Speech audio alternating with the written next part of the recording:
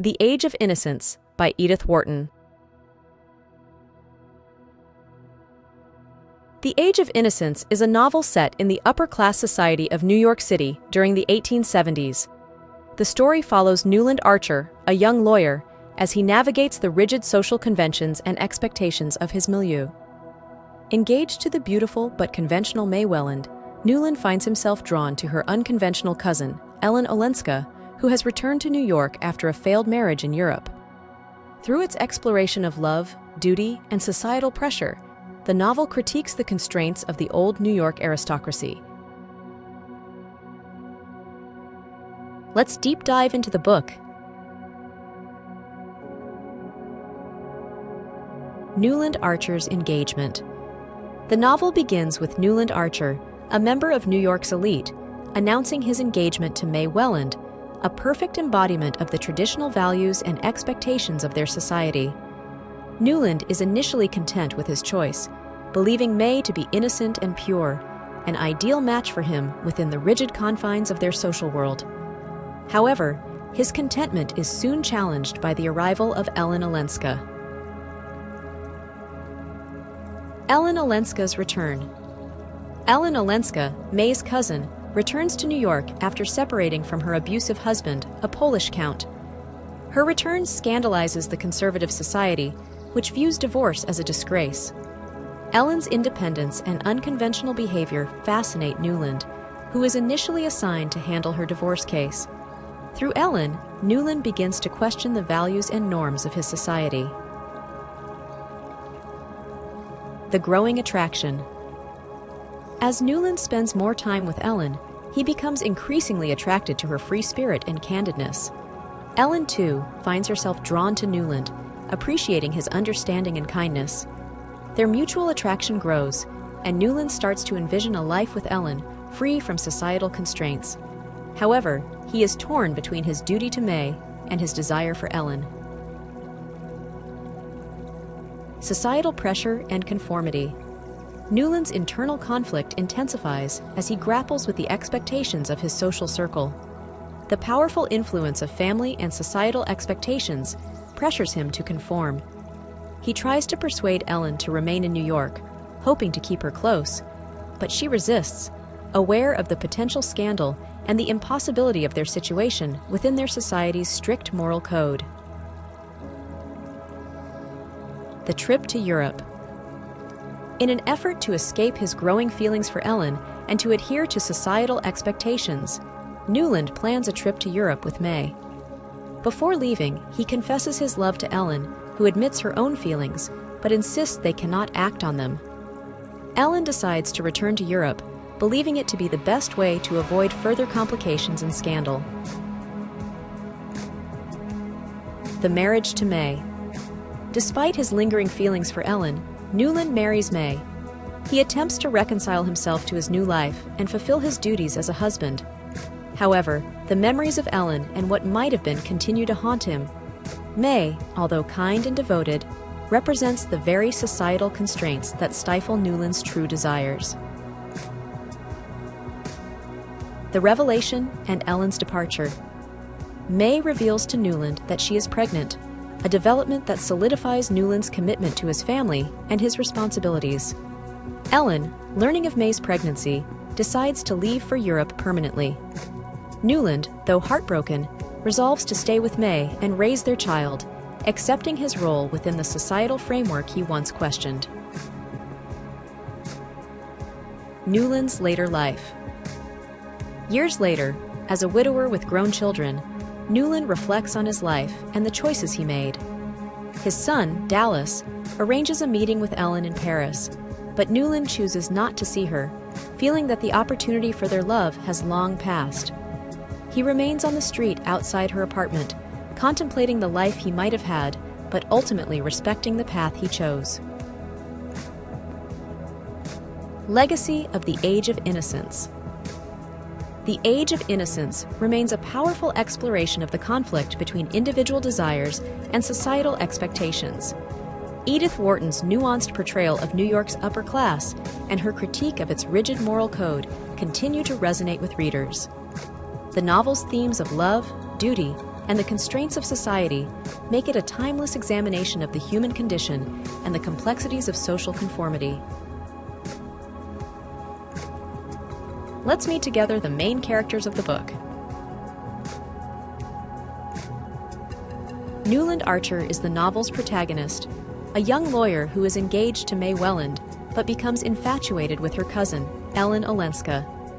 Torn between his duty to conform to societal expectations and his desire for a more passionate and fulfilling life with Ellen, Newland's internal conflict drives the narrative. His character embodies the struggle between personal fulfillment and social obligation. Ellen Olenska is May Welland's cousin, who returns to New York after separating from her abusive husband. Her independent spirit and unconventional behavior set her apart from the conservative society she re-enters. Ellen's relationship with Newland Archer challenges his views and highlights the restrictive nature of their social world. Her character represents the possibility of change and the pursuit of personal happiness. May Welland is Newland Archer's fiancée and later wife, epitomizing the ideal woman of New York's upper class. She is beautiful, dutiful, and committed to maintaining societal norms. May's character contrasts with Ellen's, highlighting the constraints placed on women and the pressures to conform. Despite her conventional appearance, May's actions reveal a deep understanding of her social role and the expectations placed upon her. Mrs. Manson Mingot, Ellen and May's grandmother, is a formidable matriarch with a significant influence over her family and society. Her wealth and social standing allow her to defy some conventions, and she supports Ellen in her struggles. Mrs. Mingot's character provides a nuanced view of the power dynamics within the elite class and the complexities of social influence. Lawrence Lefferts is a member of New York's elite and a close friend of Newland Archer. He is known for his strict adherence to social codes and his role as an arbiter of propriety.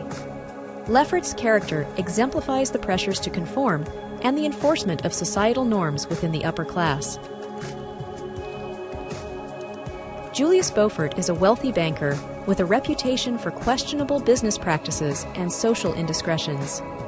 His downfall and the subsequent scandal highlight the precarious nature of social standing and the consequences of deviating from accepted behavior. Beaufort's character illustrates the risks of ambition and the fragility of reputation in high society. Mrs. Archer, Newland's mother, represents the older generation's adherence to tradition and social norms. Her concerns about propriety and the reputation of the family reflect the pressures faced by individuals within their social class. Mrs. Archer's character underscores the generational divide and the challenges of balancing personal desires with societal expectations. Sillerton Jackson is a family friend and gossip, known for his deep knowledge of New York's social intricacies. He provides insight into the social dynamics and background of the characters, often serving as a commentator on the actions and motivations of those within their circle. Jackson's character adds depth to the novel's exploration of social conventions and the power of reputation. Let's explore together the main themes and concepts of the book. Societal expectations and conformity. A central theme of the Age of Innocence is the pressure to conform to societal expectations. The novel critiques the rigid social norms and moral codes of New York's elite, highlighting how these constraints limit individual freedom and happiness. Newland Archer's internal struggle between his desires and his duty to conform exemplifies the broader conflict faced by individuals in a conservative society. The conflict between duty and desire. The novel explores the tension between duty and desire through Newland's relationships with May Welland and Ellen Olenska. While May represents the traditional expectations of society, Ellen embodies the possibility of a life driven by personal desires and emotional fulfillment. Newland's struggle to reconcile these conflicting aspects of his life underscores the difficulty of balancing societal obligations with personal happiness. The role of women in society. Wharton examines the roles and limitations imposed on women in the 19th century upper class. May Welland is the idealized woman, raised to be a perfect wife and mother, while Ellen Olenska challenges these conventions through her independence and defiance of social norms. The contrasting fates of these two women highlight the restrictive nature of the societal roles assigned to women and the consequences of stepping outside those boundaries. Love and sacrifice. Love and sacrifice are recurring motifs in the novel.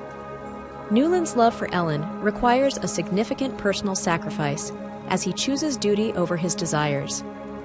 Ellen's decision to leave New York to prevent scandal and protect May also embodies sacrifice.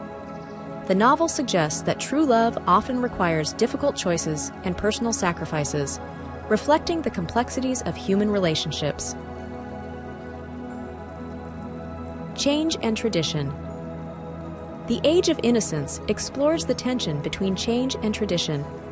The characters are caught between the old ways of the established social order and the potential for new, more liberating possibilities. The resistance to change by New York's elite and the inevitable shifts in societal norms highlight the dynamic nature of social structures and the difficulty of maintaining the status quo. Let's talk about the author. Edith Wharton was an American novelist born on January 24, 1862, in New York City.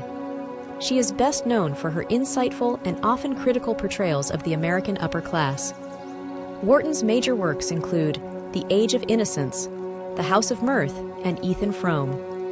Her writing is characterized by its keen social observation, complex characters, and exploration of themes such as class, gender, and social change. Wharton was the first woman to win the Pulitzer Prize for Fiction, which she received for The Age of Innocence in 1921. She died on August 11, 1937, leaving a lasting legacy as one of America's foremost authors. Sincere thanks for watching. If you found this summary helpful, consider taking a moment to hit the subscribe button, like or share the video. If you have any feedbacks or book requests, make sure to leave a comment. Regardless, I wish you a great day.